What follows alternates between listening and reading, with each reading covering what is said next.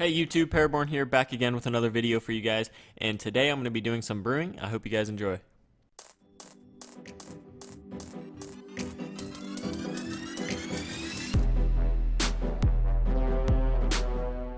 In order to do this, you're going to need to have at least level 29 cooking. The higher your cooking level, the lower the chances of the ale becoming bad.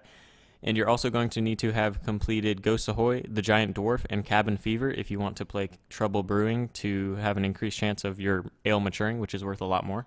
So to start, I recommend starting at the Grand Exchange and withdrawing an ectofile, some Varrock teleports to get back to the Grand Exchange, or you can take the minecart back from the Keldegrim pub, and 2 buckets of water, 2 barley malts, 4 Hairlanders, 8 beer glasses, 2 pots of ale yeast. All of this you can buy on the Grand Exchange.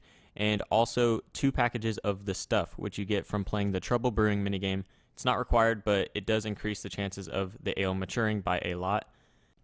Once you have everything, run northwest and take the minecart to Keldegrim. When you have arrived in Keldegrim, you're going to want to run north to the pub and then climb up the stairs. Once you're up the stairs, you should see the brewing vat. If you've done this before, it should be full, and you're going to want to turn the valve to empty it and then use your beer glasses on the beer tap to fill all of them up. Once you've filled up all 8 beer glasses, you can then start filling the vat again. Alright, so to fill the vat, you have to use the items in a specific order, so make sure you do it in the exact same order I do. You're going to want to start with the buckets of water, followed by the barley malt, and then if you have the stuff, use that, followed by the Hairlanders, and then finishing with the pot of ale yeast to start the fermentation process.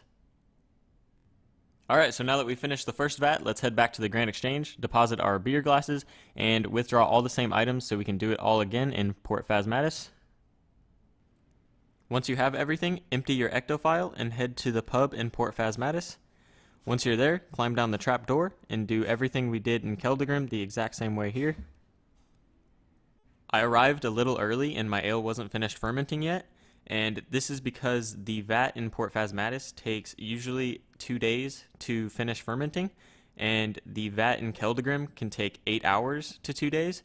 So apparently I didn't come exactly after 2 days, and I had to wait a little bit longer. Once you're finished with this vat, you should have 16 mature Greenman ales from both vats.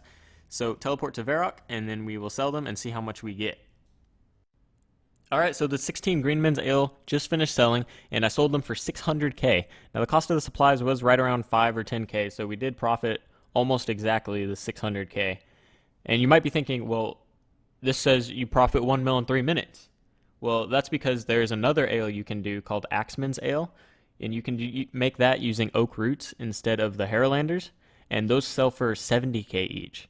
And the main reason I don't do those is pretty much out of habit. I've always made Greenman's Ale, but also because they sell slower.